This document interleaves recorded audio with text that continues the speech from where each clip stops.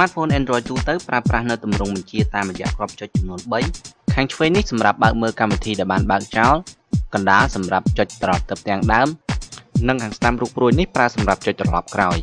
ប៉ុន្តែឆ្នាំ2018គឺជាសម័យកាល Smartphone អេក្រង់លាតហើយដូច្នេះសូមស្វាគមន៍អ្នកទាំងអស់គ្នាមកកាន់ Oppo Cambodia ហើយនេះគឺជាវីដេអូបង្ហាញអំពីរបៀបប្រើប្រាស់កាយវិការបញ្ជាលើអេក្រង់ដើម្បីឲ្យអ្នកទទួលបានបទពិសោធន៍អេក្រង់លាតពេញលេញនៅលើ Smartphone Oppo F7 ដើម្បីធ្វើការបិទនៅគ្រាប់បញ្ជាទាំង3លោកអ្នកត្រូវចូលទៅកាន់ Setting ចុចនៅលើពាក្យថា Smart and Convenient ជ្រើសយកពាក្យថា Navigation Key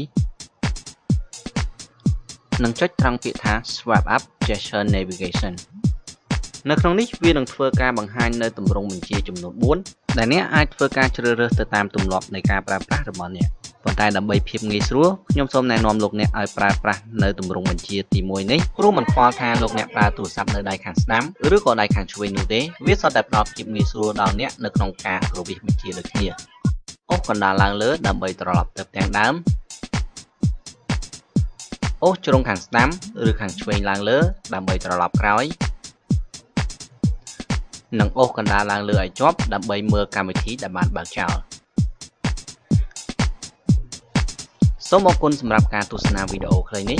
តើអ្នកគិតយ៉ាងណាដែរចំពោះវីដេអូដែលបានបង្ហាញជូន